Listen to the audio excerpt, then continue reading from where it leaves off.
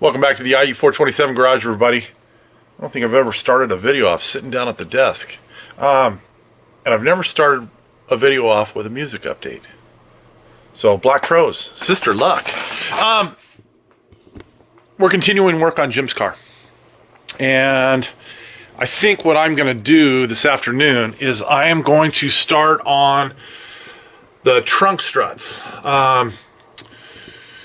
My favorite helper is down at our other shop and is relaying some measurements to me for some shoulder harnesses. So I may be able to move on to getting the shoulder harnesses put in Jim's car as well as the trim plates, the seatbelt trim plates. But we'll see. It all depends on how much time the trunk struts take me. I'm just trying to get a couple of good wins out of my day's work out in the shop, because the last few have been very slow. Even though we've been putting in some long hours out here in the shop, we haven't been seeing the payoffs because a lot of the stuff has been disassembling stuff in order to put new stuff in to repair or replace what was done initially on the car. That's not a dig at anybody. As I've said in the past, I think there was a rush at the end of, sadly, at the end of this poor guy's life, to get this car mobile so that he could have some enjoyment after the years of labor that he put into it. And tragically, he succumbed to cancer. So lately, I've been a little bit defensive on Facebook about some of the comments that have come in when I find some stuff that, is wrong with the car. And, I like to kid around as much as anybody and make jokes about some of the work that has been done, like on Michael's car or some of the previous cars that we've worked on. The silver car was a really good example of some of that, the quality of work of a so-called, car builder that obviously had no business building a car. But I'm going to continue to be very defensive about this car, because this car has a really good story to it, even though it, part of the story is sad. And I'm just happy to see this one being completed, and ultimately this car will be registered and on the road, and hopefully Jim will get years of enjoyment out of it. So please be kind in the comments. Not, I don't care. The stuff, towards me is what it is. You put yourself out on Facebook, you put yourself out on YouTube, and those kind of comments are bound to come. But please be kind to the previous work that was done on this car, because, not everybody is, a trained mechanic or a trained car builder or, has years of experience building a car. A lot of these guys are just weekend hobbyists, and they're building a car for the first time, and I get that. So anyways, we're going to work on getting the trunk struts installed on Jim's car. We are using a Mark III trunk strut kit from our friend Mike Everson. And you're probably asking yourself, well, why are you using a Mark III kit? Well, because honestly, it's easier to install. I don't have to climb into the trunk in order to mount some forward brackets and have to drill those. I can do it all from basically the trunk opening. And it works essentially the same as it would on a Mark III. There are two brackets that mount to the 3-inch hoop in the back, and then the struts will mount to the, on the front of the struts will mount to there, and then the rear ones will mount up to the back sides of the trunk lid itself. And we've done it on a number of cars, and it works really well. You do have to be careful that you do not put the struts in a bind. Measure twice. Measure twice, cut once, and then give yourself an extra inch of travel on those struts, because if you bottom them out and force the trunk down, it will close. But what happens is it starts to put an arch in the trunk deck lid, and over time, that's not going to be good for the trunk. So I'm not going to do a step-by-step on this. I'll probably just bring you back at certain, points during the installation. But I'm going to have at it, and I will get back to you as soon as I have something to show you.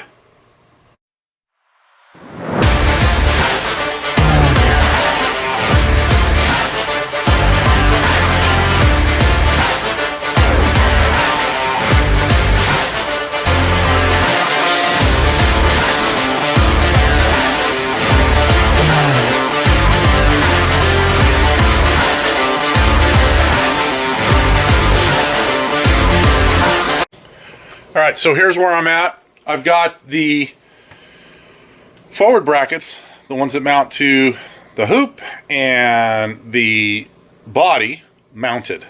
So you can see right here, there's 2 machine screws that go through the top. Countersink those so they're flush.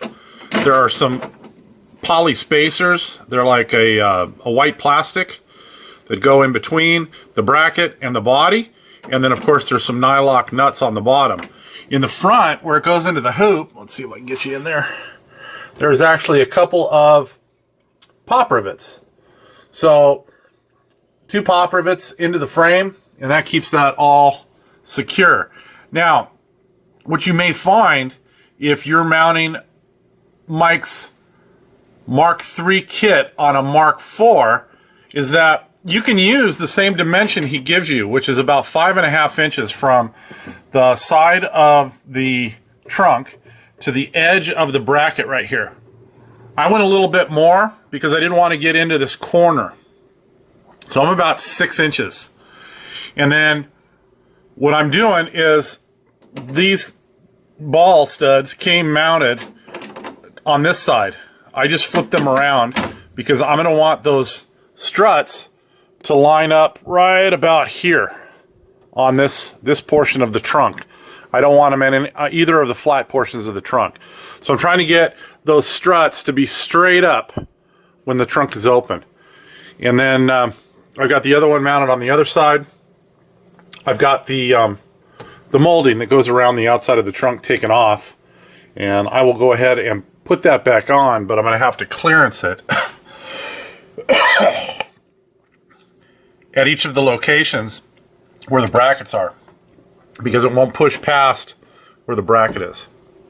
So I'll bring you back as soon as I get the trunk molding back on all the way around and cut out, and we'll see. I may just wait until I get the struts mounted and hooked up to the trunk lid as well. The King, Elvis Presley. Don't cry, Daddy. I figured I would stop at this point and just give you an update because this is a pretty critical step. And like I said, you may have to adjust because this kit is made for a Mark III, not for a Mark IV. So, as I said, I didn't put the brackets that go onto the hoop in exactly the same spot as Mike tells you to, because of course this uses different hinges than a Mark III, and so I moved them out to get them off the corner so that they wouldn't be like in the corner. The second thing I've done is I've swapped the ball studs for the struts on those brackets to the outside, because I want to get the struts as far out towards the edge of the trunk lid as possible. What I did for the actual ball studs that are mounted to the brackets for the trunk lid itself is I put them in facing out. And how I determined that, basically I've got the strut right here, and I wanted to get them as close to straight as I could. Now keep in mind, the actual trunk itself is not square, but there was no way for me to get them perfectly straight, like right here. Either side I put these on, they would be off. They would either be off this way, or they would be off like I have them. And I wanted them farther out, so that's why I put them there. And how I got to that mark is I put some tape on the area that I knew I would be drilling. And I only have, on this side, I only have 2 marks, but on the other side I had 3. I just didn't get tape all the way in the spot I wanted. This is the side I started on. And then I measured from the bottom right here, or actually the front of the trunk lid, I measured 14.5 inches to the edge of the bracket. Now in the instructions, and I kept these instructions from, this is actually from my kit that I put on Slytherin way back when. Mike actually has on here 13 inches. And the only issue I have with that is on a Mark III, if you're using the hinges that come with a Mark III, The external mounted hinges, once you start opening those past about 45 degrees, they start kicking in. And over time, it ends up pushing the hinge pin out. And so you have to monitor those hinge pins. One side of the pin is knurled, so it shouldn't come out. But if you keep putting them in a bind, you lift that lid higher than it's designed to go, then it starts pushing the pin out. We don't have that problem on this car, but I've just found that doing them at 14.5 inches versus 13 gets the trunk high enough open, but when the trunk is closed, it doesn't put as much pressure against those brackets in the closed position that they start to like try to buckle the trunk deck lid. Now, the other thing I'm gonna tell you is you have to. I said this on Michael's. You have to think of this rationally. Mike in the instructions tells you to put these in with the body facing up. The reason is with the body facing up, the fluid in the strut will lubricate the seal at the end.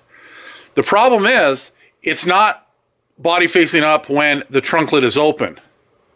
It's body facing up when the trunk lid is closed, because when the trunk lid is closed, if you've got the body at the bottom, the body of the trunk strut at the bottom, there's nothing to lubricate the seal because it's on an uphill slope.